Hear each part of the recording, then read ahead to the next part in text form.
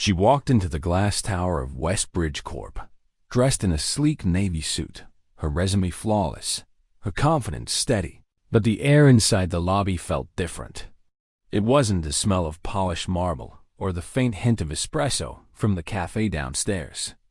It was something heavier, a subtle tension, an unspoken hierarchy, a silent judgment. Her name was Aaliyah Brooks.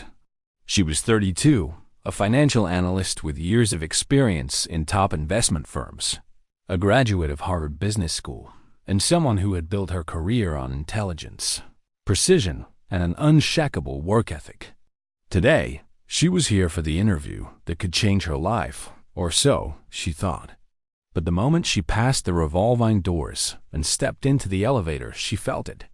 The faint dismissive glances of the staff, the way the receptionist's smile didn't quite reach her eyes, the way the security guard lingered a second too long on her posture. She ignored it. She had faced harder challenges, bigger boardrooms, more aggressive adversaries, and she knew this was just a test, even if she didn't yet understand how personal it would get. Before we go further, I want to ask you something. Viewers, where are you watching from right now? Which city? Which country? Drop it in the comments as we go through this story, because the place you're watching from doesn't matter. This story is universal. And while you're at it, don't forget to subscribe to the channel and hit the like button. It really helps us bring you more stories like this. Aaliyah stepped out of the elevator onto the 21st floor. The hallway smelled faintly of air freshener, almost sweet, almost artificial, as if the building itself wanted to hide the reality of its walls.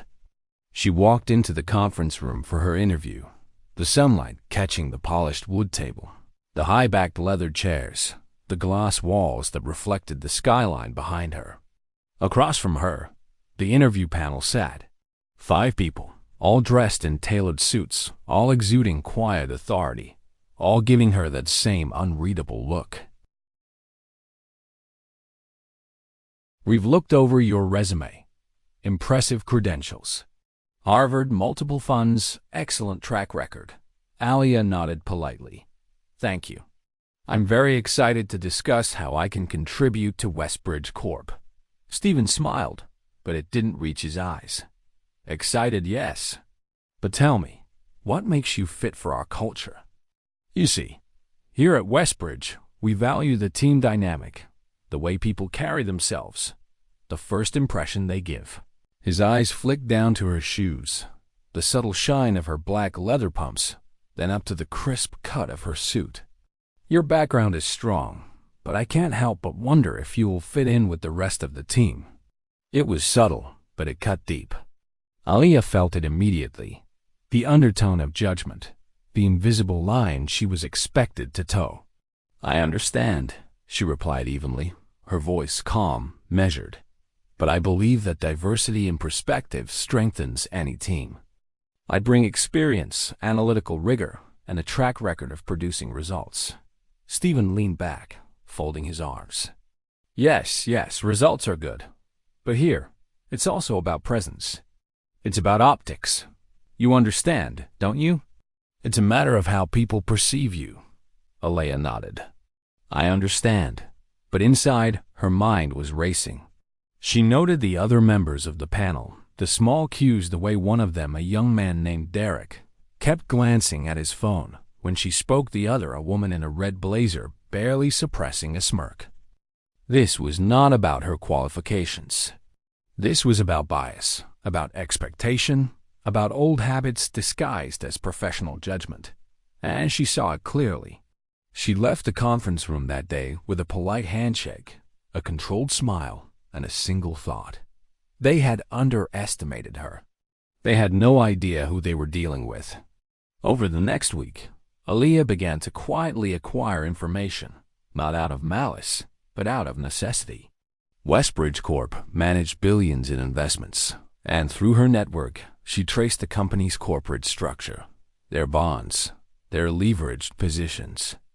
She noticed patterns, vulnerabilities hidden beneath the polished public facade. The more she learned, the more she realized that this wasn't just an interview gone wrong. This was an opportunity. And Aliyah Brooks, always methodical, always patient, knew how to wait for the right moment.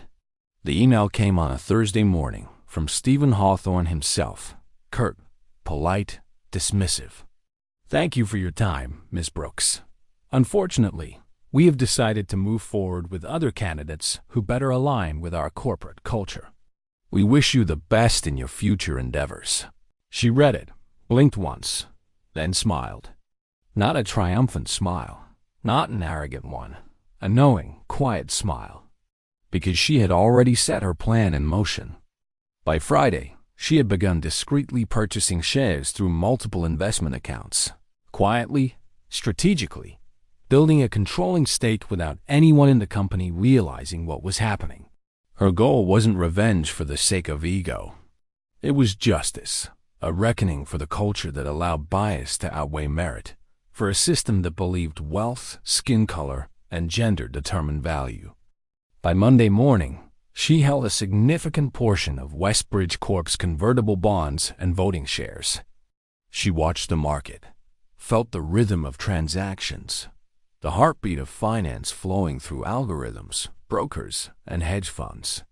She could see the panic forming, the dominoes set to fall, and all she needed was a trigger. That trigger arrived with precision. She called her broker, executed a series of trades designed to destabilize the company's over-leveraged positions. The price of the stock began to falter slightly, almost imperceptibly. Inside Westbridge, the executives were oblivious, still confident in their morning coffee, unaware that the world they believed they controlled was already slipping.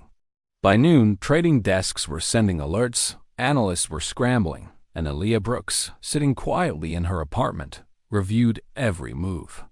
Each message, each alert, each confirmation of trade felt like justice being calculated.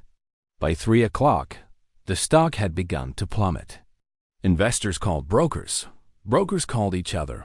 Panic spread, and Westbridge Corp, the multi-billion-dollar titan, was beginning to crumble. But this was only the beginning. Aliyah was patient. She waited. She watched the social media landscape, knowing that public perception would amplify the impact. She leaked carefully worded statements to trusted financial journalists, highlighting a corporate culture that had discriminated against qualified professionals, subtly letting the market know that mismanagement and bias had tangible consequences. Within hours, the story began to spread. Analysts tweeted screenshots of the trade's bloggers, posted commentary on Westbridge's systemic biases, and the public began to realize that the very company they trusted with billions had failed to recognize talent, had dismissed merit, and had underestimated Aliyah Brooks. By the end of the first day, the stock had dropped more than 20%. Executives were in panic. Calls were made. Alarms sounded. Emergency meetings were convened. And yet, Aliyah remained calm, watching her plan unfold with surgical precision. She hadn't entered that building with hatred. She had entered with preparation. And now, as the world began to notice, she was about to show just how far strategy, patience, and intelligence could reach when bias met its match. By the second day, Westbridge Corp was in full-blown chaos. The executives, once so confident in their decisions, were scrambling to stabilize a stock plummeting faster than anyone expected. Emails flooded inboxes, phones rang incessantly, and the boardroom, once a symbol of control, now felt like a cage. Stephen Hawthorne, the man who had dismissed Aliyah with a polite smile, sat at his mahogany desk staring blankly at multiple monitors, trying to make sense of the rapid decline. He didn't understand the cause. He couldn't. Aliyah had been careful, meticulous, invisible. She wasn't out for personal revenge. She was proving a point, illustrating that merit could not be dismissed without consequence. Meanwhile, the news had caught the public's attention. Financial analysts on live streams dissected the unfolding disaster. Journalists wrote articles exposing systemic bias within Westbridge, and social media amplified every detail. The hashtag #WestbridgeFail trended globally, drawing attention not just to the financial collapse, but to the broader issue of discrimination in corporate spaces. People were outraged, investors were terrified, and Aaliyah watched it all unfold from the quiet comfort of her apartment, a simple black coffee in hand, as the world finally acknowledged what she had known all along. Inside the corporation, panic meetings escalated into arguments. Executives blamed each other, departments pointed fingers, and the culture of intimidation that had allowed bias to flourish began to crumble under pressure. Stephen Hawthorne called emergency meetings with legal teams and crisis managers, trying to find a way to stem the bleeding. The more desperate the executives became, the clearer it was to the public that Westbridge had failed on multiple levels, not just financially, but morally. Then came the critical moment. Aaliyah executed the final phase of her plan, a carefully coordinated release of documents showing the internal reports that had questioned their discriminatory practices but were ignored by top management. The documents outlined mispromotions, ignored candidates, and internal warnings about bias, all neatly tied together with the timing of her strategic trades. It was undeniable. The market reacted instantly, the stock falling even further, investors losing faith, and regulators opening inquiries. Stephen Hawthorne sat frozen as his empire seemed to collapse before his eyes. The arrogance he had shown during Aaliyah's interview, the subtle condescension, the dismissal of her abilities, now felt like a distant memory, one that burned with humiliation. And yet Aaliyah's goal was never to destroy for the sake of destruction. She had a message, one that extended beyond the numbers and the stock market. Talent and integrity must be recognized, and discrimination has tangible consequences. By midweek, Westbridge's board of directors convened an emergency meeting. Statements were issued acknowledging mismanagement and promising reform. Certain executives resigned, others were reassigned, and the company pledged to institute new policies promoting diversity and fairness. For many, it was too late. The stock had lost nearly half its value.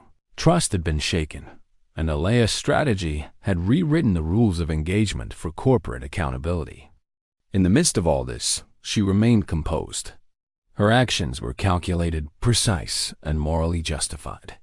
She had proven that intelligence, patience, and resilience could overcome bias, that a single person's dedication could catalyze real change, and that injustice, when met with strategy and courage, could be challenged successfully. Outside the financial world, Aaliyah's story began to inspire others. Articles highlighted her as a symbol of perseverance. Educators discussed her case as a modern example of ethical strategy, and professionals around the world admired her methodical approach to confronting systemic bias. And still, she didn't seek attention. Her message was embedded in action, not words. It was a testament to resilience, to careful planning, and to standing up for what is right, even when the odds are stacked against you. For Stephen Hawthorne and those who underestimated her, the lesson was humbling and inescapable.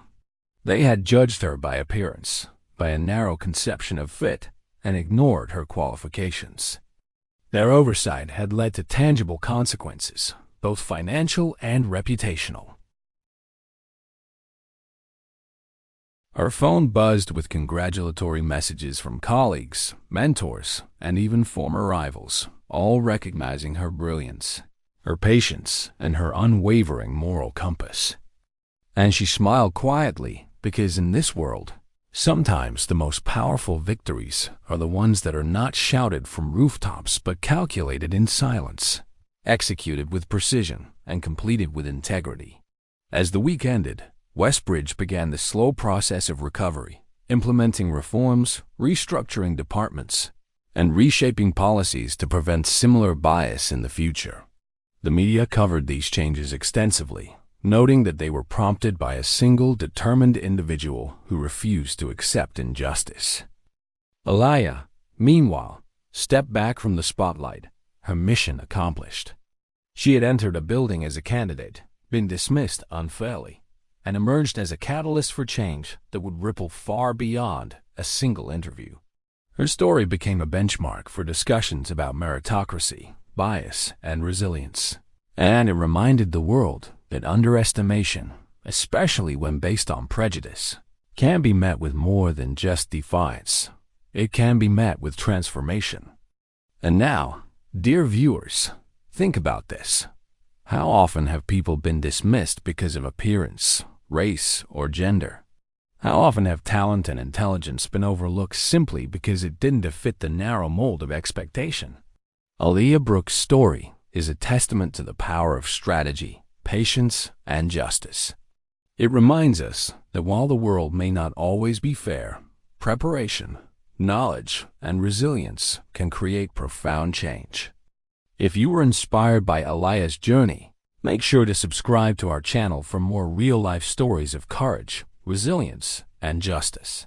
Hit the like button below to support this video, and share your thoughts in the comments. Where are you watching from?